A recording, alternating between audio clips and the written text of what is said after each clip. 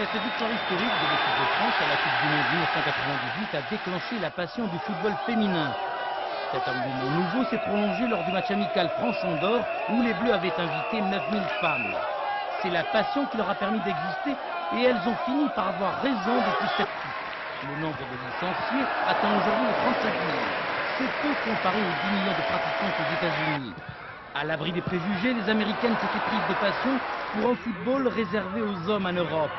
Championne du monde en 1999, les Américaines ont séduit le monde entier.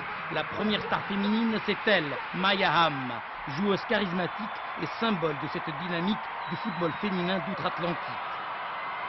Produit marketing idéal pour les équipementiers, toujours à l'affût de nouveaux marchés, Sun Image a servi de support à la plus grande campagne publicitaire jamais réalisée autour d'une sportive. Dans le tout récent championnat professionnel américain, qui a vu le jour il y a 3 mois, Maya Hamm est la joueuse la mieux payée, 50 000 francs par mois. C'est encore loin du salaire des hommes, mais ça suffit à faire rêver les Européennes. Pour les Françaises, il faudra encore attendre. C'est vrai qu'aujourd'hui, le football féminin est en train vraiment d'avoir une forte croissance, devenir de plus en plus médiatique, si l'on en juge la place qu'elle prend dans les médias aujourd'hui.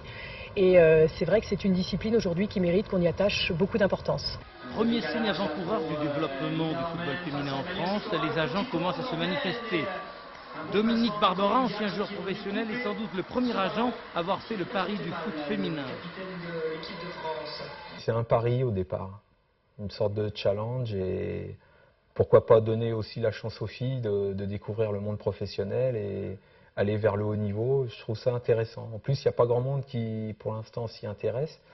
Donc c'est intéressant d'essayer d'être avant les autres dans un domaine qui n'est pas évident. On ne connaîtra pas évidemment le montant de ce premier contrat, mais le championnat d'Europe devrait précipiter les choses et accélérer l'avènement du professionnalisme en France chez les femmes.